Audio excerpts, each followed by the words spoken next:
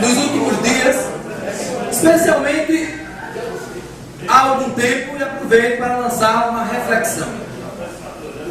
Você já parou para pensar por que você paga para usar o transporte público? Ora, o transporte coletivo é um serviço público, assim como a saúde, a educação, a segurança, o saneamento básico e por aí vai. Mesmo assim, é um serviço que o cidadão paga 2 vezes para poder utilizar.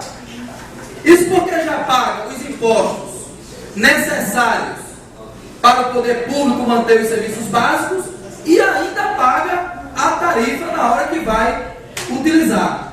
Que cada vez mais, uma tarifa que a cada vez mais assalta os bolsos dos trabalhadores, especialmente nas grandes cidades. Independente de qualidade, se você for ao SUS, a qualquer hospital da rede do SUS, por exemplo, não vai pagar naquele momento pela consulta, nem vai pagar para registrar um boletim de ocorrência, por exemplo, numa delegacia, nem tampouco pagará para matricular seu filho em uma escola pública. Então, qual a razão de pagarmos para usufruir do nosso direito de ir e vir usando o transporte público coletivo? Segundo nossa Constituição, o transporte público, é considerado um serviço essencial. Assim, é dever do Estado garantir qualidade e o acesso de todos a esse serviço. Quando tarifamos o transporte público, seja de ônibus, metrô ou trem, acabamos limitando o direito fundamental das pessoas de ir e vir.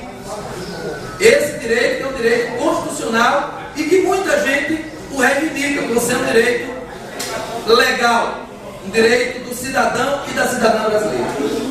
Pois diminuímos sua possibilidade de locomoção a partir do momento em que tarifamos, a partir do momento em que cobramos por sua utilização. Sem falar, é claro, que as cidades submetem seu serviço público de transporte ao controle privado, que usa o lucro desse serviço para benefício individual, não priorizando a melhoria do serviço oferecido. O transporte coletivo não pode ser pensado como uma espécie de punição para quem não tem carro ou para quem não pode pagar. Ele deve ser justamente uma alternativa ao automóvel. Quando o serviço funciona, é bem mais prático deixar o carro em casa para não se estressar no trânsito, por exemplo. Um ônibus transporta a mesma quantidade de pessoas de 60 carros, usando um espaço absurdamente menor. País desenvolvido não é aquele em que o pobre anda de carro, mas aquele em que os pobres e os ricos utilizam o transporte público. Uma sociedade que vê no carro um símbolo de status e no ônibus um símbolo de atraso ou de pobreza, está fadada a perder horas no trânsito, retroagir ao tempo e ainda comprometer seriamente o nosso meio ambiente. Então, por que não temos então transporte público gratuito? Essa é a pergunta que nós fazemos. E a pergunta que boa parte da população já faz atualmente. A ideia pode parecer impossível se olharmos o ganancioso processo no qual o transporte público foi gerido no nosso país, em que a passagem sempre sobe e o serviço de transporte nunca melhora. A relação entre governantes e empresários de transporte faz com que o usuário seja punido todo ano com o aumento das tarifas. Quase sempre, o aumento do valor pago para passar pela catraca não acompanha melhorias na qualidade do transporte, não acompanha melhorias na qualidade do serviço.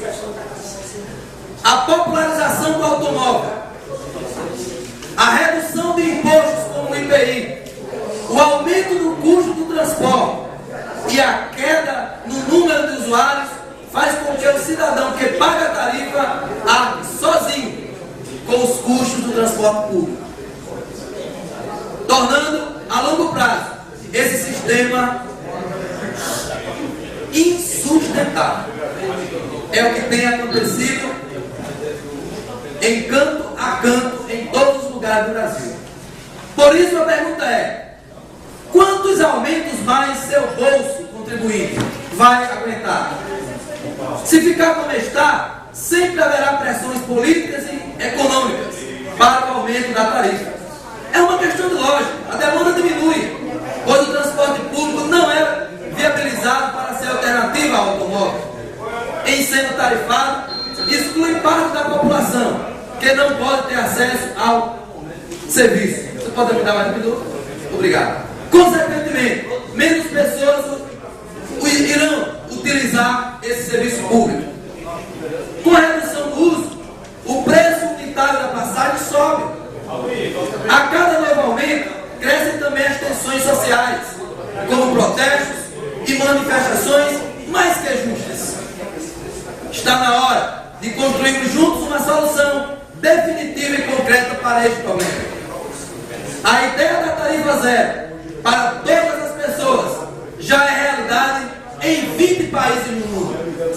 Em muitos, inclusive no Brasil, acontece uma política de subsídio, onde os governos buscam, a partir dos nossos impostos, uma parte, custeia uma parte do valor do transporte à população.